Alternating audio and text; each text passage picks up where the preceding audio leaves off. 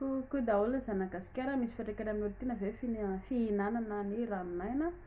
Dia voalohany misy fiantraikany raha ohatra ka mampirafy ny iray aminareo na elahy na indry. Antony lasa marary tenda ilay olona na elahy na indry. Manaraka ihany koa tsy maintsy voan'ny angatra na elahy na indry.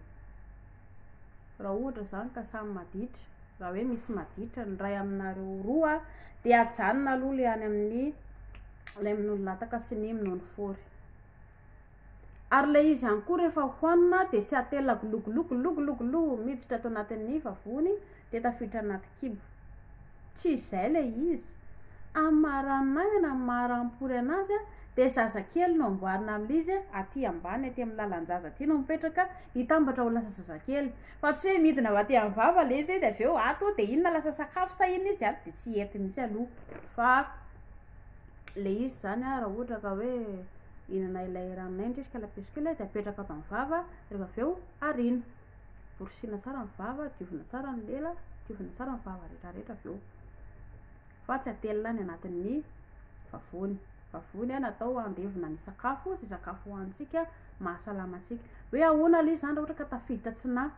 Eny mba misy potiny kely nge tafiditra tsinahy fa tsy possible mihitsy zany hoe tonga dia indry telina ny gologologo be zao dia zao eo. Misy ny potiny kely tafiditra any fa tsy ny rehetrarehetra iny. Mbola averiko an'ny lehilahy. Raha tia ny lehilahy io vehivavy miaraka amin'ny lehilahy io hoe nono lataka isan'andro dia meo fitiavana ho ahy izy. Tsy mahay zany romantika zany lisany. Inona natao romantika?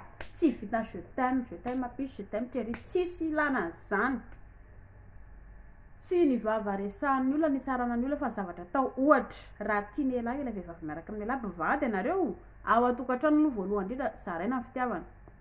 Madama mahandro hanina, elahy mipetraka mijery télé, tsy izay nataony elahy. Mananjanaka madinika ianareo, madama sady mahandro hanina, sady manasa lamba, no sady mibaby zaza.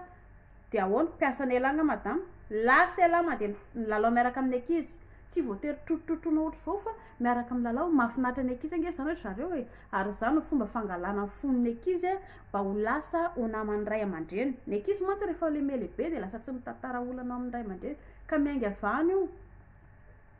Any ambany miainga voaloha, omeo fitiavana izy. Elahy miaraka milalao miaraka amin'ny ankizy eo madama mahandro hanina ndraindray sady mijerijery afo manasa lamba, tsy maninona zany. Ma raha ohatra ka matsaka lavitra be ohatra nareo elahy zany mandeha matsaka, i madama mikosika lamba eo tokotany. Izany natao hoe fitiavana.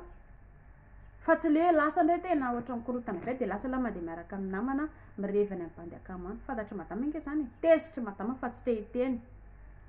Ny tokantrano voaloha dia ianareo roa no miaraka mamorona manao izay ampiakatra ny tokantranonareo, izay lalam-piainana. Fa tsy elahy mandeha mandany andro maketsy roa miaraka amin'ny bandy akamana rehetrarehetra, tsisy ilaivana zany. Inona ihany koa manaraka dia ilay hoe fifantohana.